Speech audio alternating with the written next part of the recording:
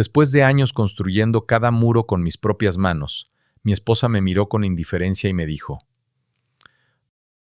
Me llamo Adrián Salazar, tengo 38 años, y si hoy cierro los ojos, todavía puedo recordar el primer día que marqué el terreno donde levantaría nuestra casa.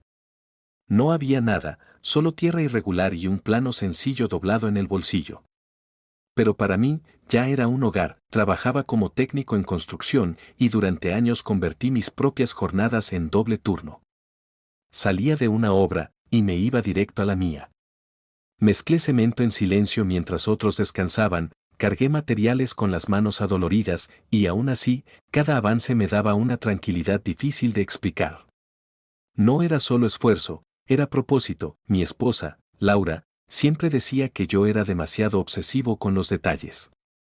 Ella se encargaba de elegir colores, muebles, algunas decisiones administrativas. Yo confiaba. Nunca sentí la necesidad de revisar cada papel. Para mí, confiar en ella era parte de lo que significaba construir juntos. Durante mucho tiempo, funcionó, las cenas eran simples, pero nuestras. Las conversaciones eran tranquilas.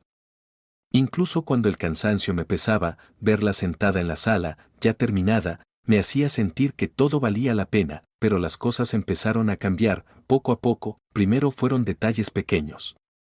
Comentarios que antes no estaban. Un tono más frío cuando hablábamos de dinero. Luego, decisiones tomadas sin consultarme. Ya lo resolví, decía ella, sin más explicación. No discutía, pero tampoco explicaba. Recuerdo una noche en particular. Le pregunté sobre unos pagos del banco que no reconocía. No te preocupes, Adrián, yo estoy manejando eso, respondió sin mirarme. No insistí. No porque no me importara, sino porque no quería convertir algo pequeño en un problema mayor. Ese fue mi error. Con el tiempo, esa distancia se volvió evidente. Ya no hablábamos de planes, solo de obligaciones. Yo seguía aportando, trabajando, manteniendo todo en pie, pero empecé a sentir que mi presencia era secundaria, hasta que llegó el día que no pude ignorarlo más. Estaba revisando unos documentos que habían llegado por correo. Nada fuera de lo común.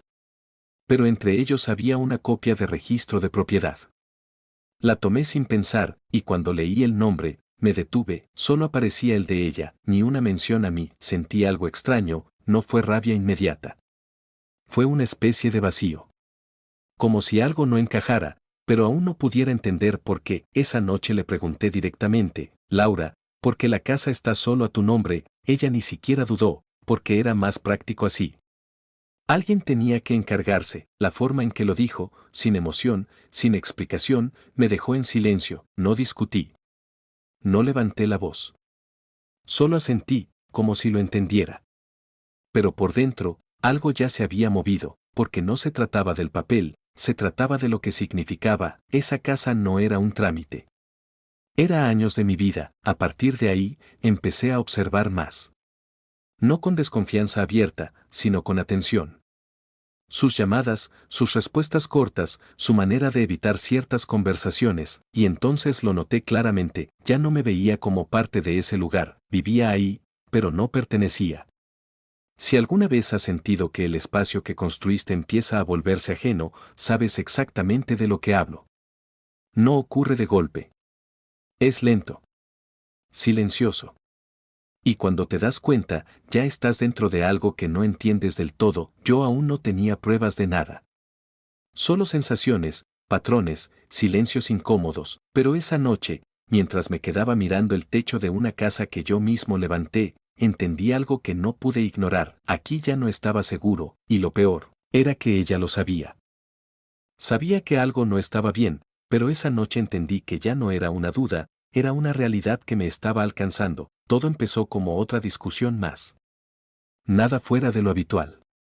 Un comentario sobre gastos, una respuesta seca de su parte, y ese silencio incómodo que ya se había vuelto costumbre.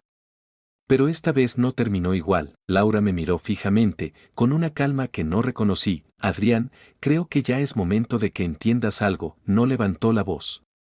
No hubo gritos. Y quizás por eso, lo que dijo después pesó más. Legalmente, esta casa es mía.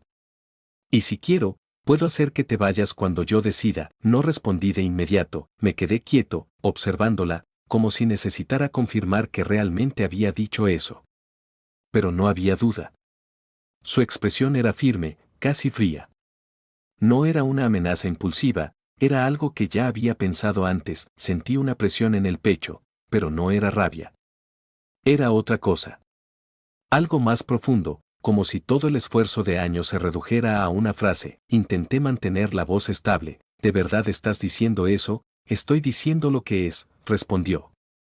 Y creo que ya es hora de que lo aceptes. Aceptar, esa palabra se quedó conmigo, no discutí. No porque estuviera de acuerdo, sino porque entendí que ese no era el momento. Había algo en su seguridad que me decía que esto no era nuevo para ella. Que yo era el único que llegaba tarde a esta conversación. Los días siguientes fueron distintos, no hubo reconciliación. Tampoco tensión abierta. Era algo peor, una especie de normalidad forzada, donde cada palabra tenía un peso oculto.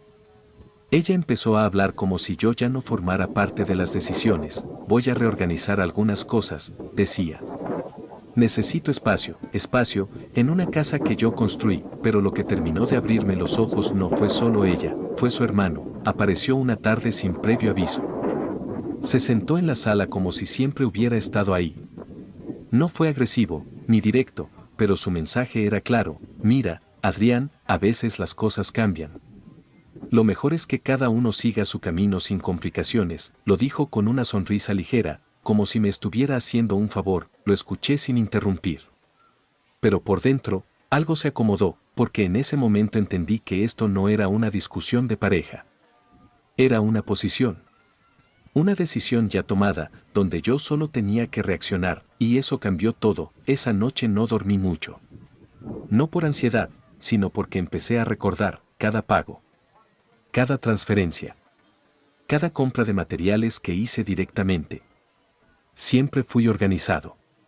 No por desconfianza, sino por costumbre. Nunca pensé que esos detalles importarían. Hasta ahora, al día siguiente, sin decir nada, empecé a revisar todo.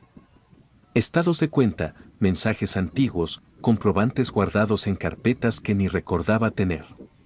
No buscaba pelear, buscaba entender, y lo que encontré fue suficiente para cambiar mi postura, porque por primera vez en semanas, no me sentí perdido, seguí actuando igual frente a ellos. Tranquilo. Sin confrontación. Dejando que pensaran que su versión era la única que existía, pero por dentro, ya no estaba reaccionando, estaba calculando, y mientras ellos hablaban de aceptar la realidad, yo empezaba a ver otra muy distinta. Una que todavía no conocían. No estaba derrotado, solo estaba esperando el momento correcto. Cuando Laura volvió a decirme, con esa misma calma calculada, que debía irme, no discutí. Esta vez no. La miré unos segundos y asentí. Está bien, le dije. Me voy, pero resolvamos todo de forma legal. Por primera vez, dudó, fue un gesto leve, casi imperceptible. Pero lo vi.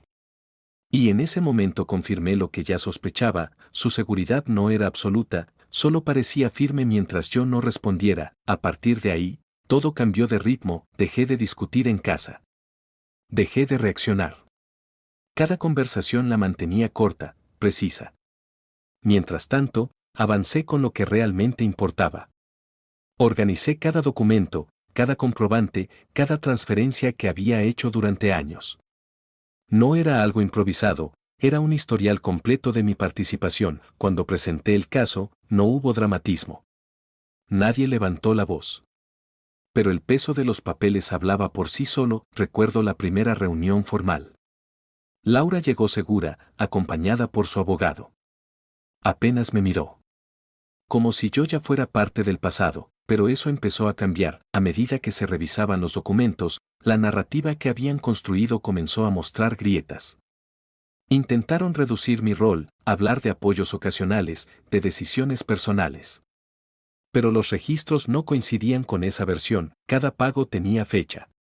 Cada transferencia tenía origen.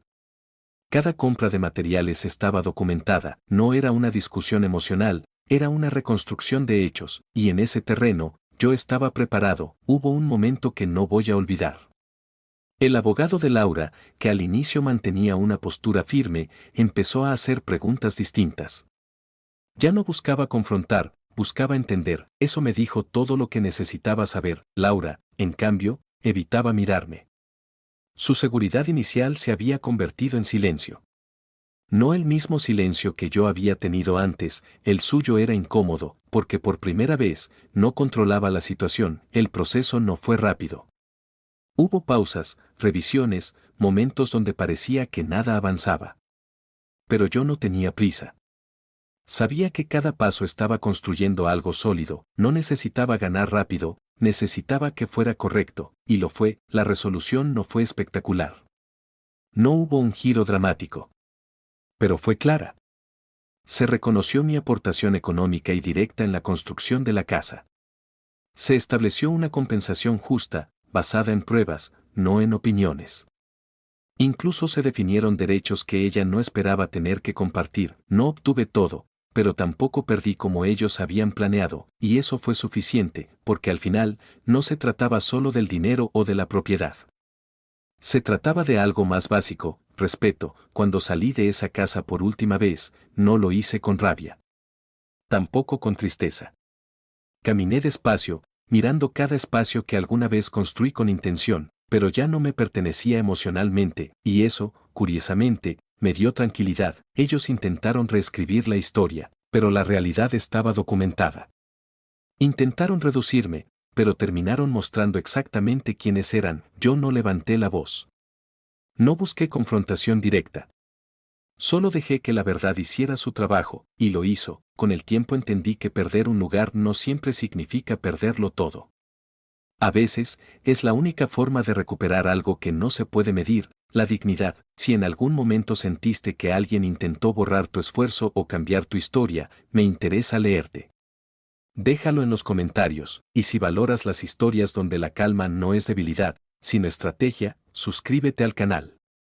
Porque a veces, la justicia no hace ruido, pero siempre llega.